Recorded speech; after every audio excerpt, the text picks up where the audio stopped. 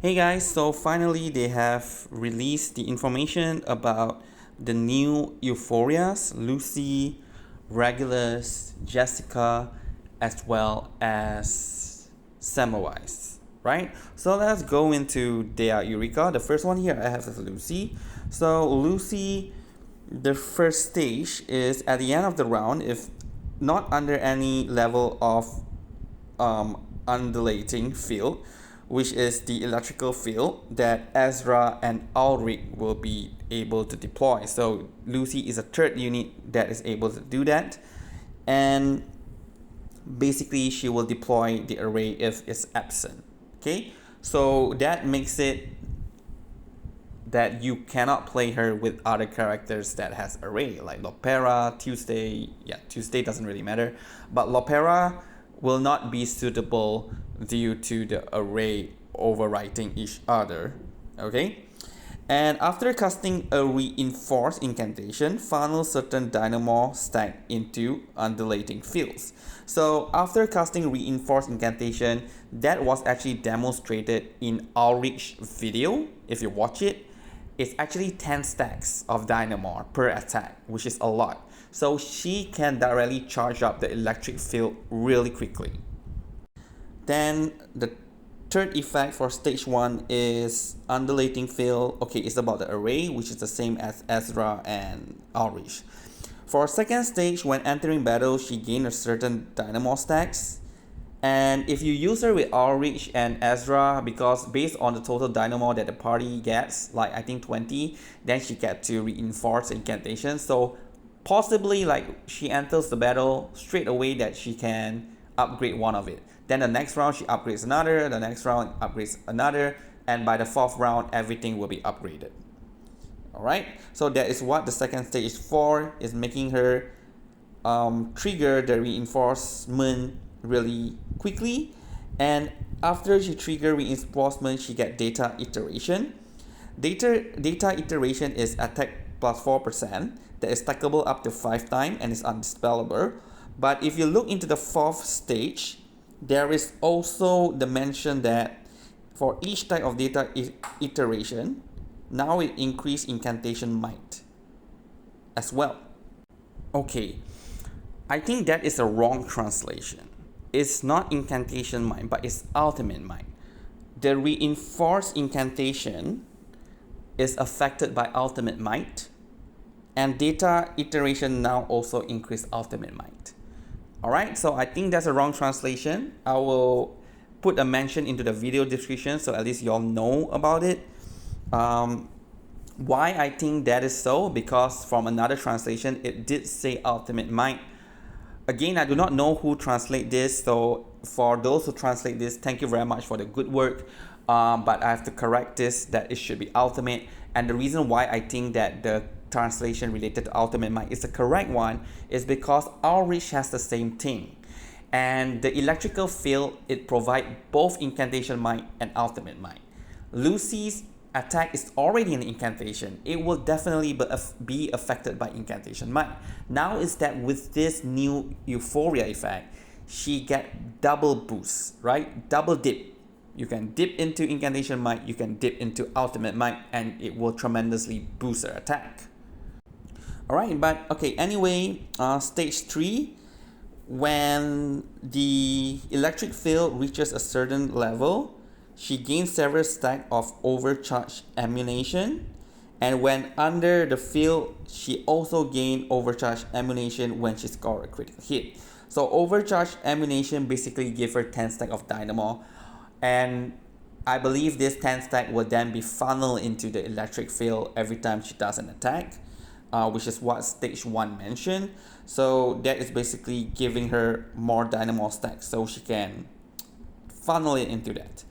And for the fourth stage, incantation reinforcement no longer consume dynamo, and the first push inside passive changes, whereby when you kill an enemy, it no longer grants dynamo because Lucy doesn't care about dynamo that much anymore, as she naturally gains dynamo at the start of the round through overcharged ammunition. Alright, through overcharged ammunition, she get dynamo. So basically, overall, it's making Lucy really easily get to reinforcement, and when she get reinforcement, she get a lot of dynamo so that she can charge the electric field. I think she will be like a supercharger for the electric field. Ulrich wouldn't be able to charge it as fast. Ezra wouldn't be able to charge it as fast. So if you want to reach like level 3 and then drop back to level 1 and quickly back to level 3, Lucy will be the character to do that. And once you hit level 3, everyone will be hitting very hard. Okay, so she will be the main DPS of that team. Ulrich will be more of a sub DPS and providing a lot more damage boost for Lucy as well. And Ezra will be the sustain for this Dynamo team. Alright, so this is for Lucy, and let us look into the next character, which is Regulus. Okay, for Regulus, the first one, wait one moment. Okay, Regulus, the first one, gain increased max Eureka at the start of the round, blah blah blah. So all of that is basically giving her the inspiration kit. So yes, she's officially in the inspiration team, and this is the 5th star unit or the 4th star unit that has inspiration. So now, who should we replace? Okay, so let us continue reading the kit and we can decide later. And upon entering battle, if a certain inspiration point accumulated, okay, that's the same thing. There's one thing different here. Okay, upon entering battle, if a certain inspiration point is accumulated, starting from the next round, generate Rock Eternity as a precast incantation at the start of the round. When entering battle, gain Restless Heart. Restless Heart will now disappear if she doesn't score a crit. Okay, one thing is that last time with Restless Heart, every time she attacked, Restless Heart will dispel and she will get +1 Moxie. So now Restless Heart cannot be dispelled if she doesn't. Cannot be dispelled if she keep creating, and she will keep creating because Restless Heart gives 50% crit to Regulus. For Impromptu, you just divided it by 4 because it's an average of 4 units. So basically 50 divided by 4, Regulus is permanently giving about 12% of crit to Impromptu. And for herself, yeah, she probably will not get the Moxie, so she cannot rotate through her ultimate that quickly. But again, is that a problem or not? So reading into her kit further, listen to new stuff. Inheritance effect replacement. When under Restless Heart, she gains sturdiness. Okay, so now she gains sturdiness permanently. I don't really resonate with this because if the other 3 unit, Kiparina, Aleph or Baccarola, they don't have this sturdiness, then they will still die quicker compared to Regulus. So I don't really see why if she having it only on her own. She should be giving it to the entire party. So I wouldn't really rely on this sturdiness. Rather, Kiparina is the main sustain that will provide shield to the party, and that will be more relevant as a defensive mechanic for the Impromptu team. Okay, but let us look into Rock Eternity. It says recount unused inspiration point on each incantation in the spell dock from the previous round to immediately increase the Impromptu Incantation attack instantly this round. So this is quite crazy, I would say, because if like you remember now, if we use Flutter Page, we can have like almost all incantation fill up with inspiration, and when we select the highest inspiration to form our attack, there will be a lot of inspiration that we cannot use and will be wasted. So if Regulus can do that, that is actually pretty insane with Aleph, because Aleph, it records the incantation that you used in the round before, including the inspiration, and in the next round it then trigger it again. So the unused will then be carried forward to the next round, and this round is the round that Aleph will trigger all the incantation as well.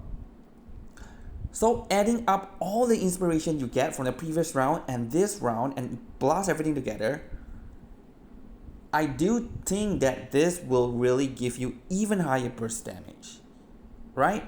But we do have to check it out. Is it really every incantation inspiration will be used this round or only a certain, because another translation that I see, it does says that it's based on the highest inspiration. So if highest with Kiparina is just 6, which is a lot, but not that a lot, right? So it's crazy if you can actually put everything together and bring forth to the next round where Aleph does the crazy numbers. Okay, so this looks really interesting for me.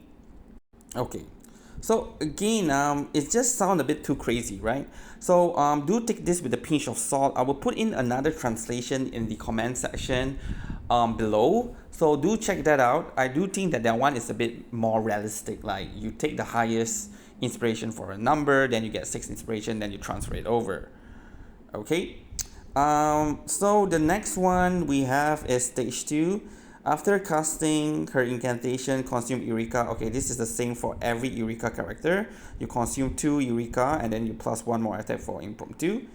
Then the third stage, after casting Sleepless Rave, which is her ultimate, record a certain number of accumulated inspiration. So this is the same as all other inspiration unit. You use ultimate, you get 8 inspiration and put it onto Impromptu. For the last one, at the start of the round, adjacent ally in front of her will inflict rock focus. So this is the same as Voyager's that galaxy thing, where it will cause the Impromptu to attack the enemy with the debuff. Okay, so which means now she have an overlap role with Voyager. So the question is now, would you bring Regulus or would you bring Voyager? Voyager have the advantage that it makes Impromptu split, so you will do more damage if there's more than one enemy. But Regulus, single target enemy, probably you would want to use Regulus. AoE wise, you might want to use Voyager, especially Voyager also have that added Genesis damage to Impromptu, and that Genesis damage is actually pretty high as well. Alright, it's just that when you have Aleph, Baccarola, Kiparina, everyone inside, then the damage of Impromptu becomes so crazily high that the Genesis doesn't really matter. But if you don't have the full unit, I felt like Voyager would be better. But really, you got to see how Regulus play out before we decide which one is better. Okay, for Jessica's Euphoria. Right, so Jessica's Euphoria, the first stage, it says when entering battle and the start of a certain round, inflict enemy with mycelium spread. The other translation says something about fungus, which I think is better than this mycelium spread. Just let's just say it's some form of fungus. At the start of the round, resolve self-poison effect for a number of rounds. Self-poison, I think the poison that belongs to Jessica. So if other characters poison, it doesn't trigger. It only triggers Jessica's poison. So the remaining duration of the poison is not reduced by the resolve. Okay, so additional poison damage at the start of the round. After casting Gaze from the Forest, immediately resolve poison status on all enemy. Gaze from the Forest is her ultimate. So this is like what do you call it? Soda Beast, right? Soda Beast ultimate. It resolve everyone's. So if you have like Tuesday, at the end of Tuesday's array, like going to close to the end, this is the last round, you use Jessica's ultimate, trigger all the poison, you use Soda Beast ultimate, trigger all the poison, then Tuesday, trigger all the poison again. So that sounds pretty interesting. Then the third stage, after casting White Blankie or Good Friend, which is S1 and S2, inflict poison to the target, and at the end of the round, deal Genesis based on the target equal to Jessica's own attack, I think. Okay? Okay, then at the end of the round, if a single enemy has the highest number of poison stack exceeding a certain threshold, Jessica will do a follow-up attack, and that is White Blankie. And when she does it, she also gets Moxie. So I believe when Tuesday array is up, there will be so much poison. So every round during Tuesday array, you'll be triggering follow-up attack. So that, you know, during that 3 turns, you are getting 3 Moxie already. So she just need another 1 or 2 more in order to rotate her ultimate. But I believe the whole gameplay with Tuesday, so probably Sotheby and Jessica, will be a 3-round cycle where you activate the array, let the array explode, activate it back, And during the whole thing, you want the ultimate for all 3 characters to be up during the 3rd round. So everyone having some form of Jessica having some form of Moxie gain will really help in that. And for the 4th stage, if the holder gain X% of poison damage taken, the holder, okay, so she will increase poison damage taken, really good. If the holder's poison status is dispelled under mycelium spread, inflict the holder with fungal spore. Okay, so what I understand from here is Jessica will receive a certain buff on herself, and she will translate this buff into poison, right? Fungal spore. Okay, so she inflict the holder with fungal spore. When attacking mycelium spread on enemy, if the target has an existing stack of fungal spore, you inflict poison equal to fungal spore stack. At the end of the round, the target suffers genesis damage equal to percentage of own damage. That is the same for all poison description. And then you remove fungal spore. And when you remove fungal spore, she converts all of that into poison. So means she will be inflicting a lot of poison than she should be at this point. So yeah, definitely the team will be Tuesday, Sotheby, and Jessica. And I think the main gameplay will be triggering the ultimate. Is that during the time when you are building up Tuesday array, Jessica will be throwing even more poison on the enemy. And then at the end, it's just snap. All the poison, all the genesis damage will be triggered. So is it better than Willow? Willow to me, I think it's like more of a single target thing. Jessica maybe is going to be more of a AoE poison thing. So maybe in terms of the overall damage on a single target, Willow will still be higher than Jessica. That's what I believe. But Jessica will be more of a AoE poison team. Willow is a single target poison team. Right? If that makes any sense to you, one and the other will be slightly different in gameplay and relevancy to a certain fight. Okay, so that will be Jessica. For me, I will be getting this Euphoria, even though I already have the Petrification Euphoria. They play rather differently, different team, different play style, so definitely I'm gonna get it. Okay, so for the last character with Euphoria is Semmelweis. So she will have Blood Teeth mechanics. When ally loses HP, accumulate Blood Teeth. When entering battle, increase own max HP and also increase other ally max HP. So the thing is that I don't know if you have like 4 Blood Teeth character, everyone increasing everyone HP, so they will be like having some insanely high HP. And you add in Kakania. I think Kakania Euphoria will be Blood Teeth as well, looking into how things are going. So you have like Kakania, Semmelweis, Ezra, and Nautica, and everyone HP will be insanely broken, and they will be doing so much damage to themselves, and then Blood Thief will increase to a crazy level, and then boom, Nautica does amazing damage. So Semmelweis resume her role as a sub DPS in this team. Okay, so second stage, proper means enhance, ally under fresh blood deal additional damage. Okay, really good. And the duration is extended. Okay, even better. So we don't need to cast fresh blood every 2 turns. So this does make it sound that Semmelweis will be more AP friendly. But now we want to keep her array up, right? We want to keep her array up. So she still need to get Moxie. We still need to use the incantation. So let us read on fresh blood. When performing an action, loses percentage of current HP. That's the same as it is now. But gain X% of crit rate and X% of crit. Oh, okay. So now not only damage increase, but there's crit as well. Crit rate and crit damage. Fresh blood right before actively casting incantation. Lose current HP to grant crit rate 15% to this action. Only one fresh blood can exist. Okay, that is the existing one, crit rate. So I think there will be more crit rate compared to that 15%. Alright, stage 3, every time an ally accumulates a certain point of Blood Teeth, she gains Moxie. Oh, great. Okay, so the more HP you lose, the more blood teeth you get, and she naturally gain HP. So hopefully she can get it enough that every 3 rounds she will be able to recast her array.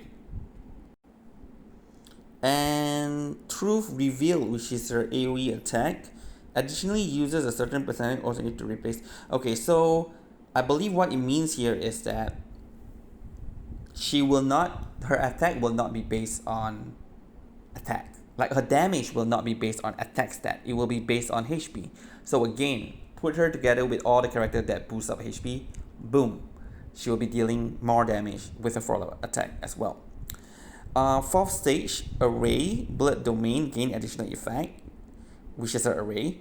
Ally gain increased healing taken. Okay. For every percentage of max HP lost, gain additional healing taken. While in Blood Domain, if Blood Teeth stack reaches a certain point, ally loses a certain percentage of current HP when taking action, and they will gain X% of extra action damage dealt.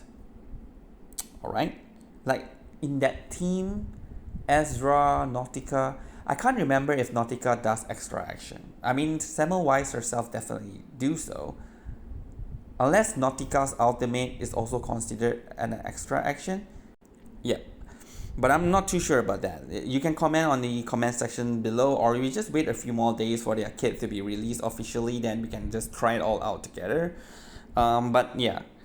And what else? Okay, the last, when under fresh blood statuses, it actually gained. Okay. Alright, so this will be very good for... so this is something that I want for Jay, right? So will Jay get a Euphoria and Jay also become a Blood Teeth character? Maybe. Okay, because when under fresh blood, additionally grants extra action damage dealt. So if it's on Jay, he will get damage dealt, and the HP is so low, he will get like 80% damage dealt. Then now you have extra action, you have crit rate, you have crit damage, you put Eternity together with crit rate and crit damage, then Eternity converts crit to crit damage, then you have Flutter Page there, multiplying all the crit and crit damage. So Jay's damage is going to be like crazily broken. Okay, really interesting. I'm really excited to look into this. Lastly, Blood Domain, ally character gain damage reduction plus 20%. Very good. Okay, I really want that. Whenever an ally attacks, for every 10% of missing HP. Okay, that is the original one. Damage taken reduction and damage bonus up to 40%. That is the normal one, right? So Fresh Blood will give that additional 40% damage dealt, but now with the added effect. So, yep. Okay, everyone's Euphoria looks incredibly good. I'm really excited for Semmelweis one. And then Lucy's for sure, because we can get Orange for free. I do not have Ezra. I need to find a way to get him. And I believe I can get him in the selector pack where to purchase it, which I definitely will if I don't get Ezra in like losing 50-50 to random pools. Then what else? Jessica looks good as well. AoE poison team rather than Willow's single target poison team. Then we also have Regulus. Regulus is the one that I felt a little bit weird. But I do have Voyager. I'm not sure if Voyager, Regulus, and Matilda will be any good. So now for my 4th member, should I get Aleph and Kiparina? Then I have Regulus, Aleph, Kiparina, Voyager. Then I can use them in any team. But Baccarolas, yeah, it's quite important now because of the burst damage and Baccarola adding even more damage to the team. So now Baccarola is even more important compared to Voyager is. So I don't know. I have to see how it goes. But yeah, definitely I will Euphoria Regulus and I will check it out. Anyway, thank you for watching this video. Hope you are as excited as I am for all these new characters. Yeah, so have a good day and thank you for watching.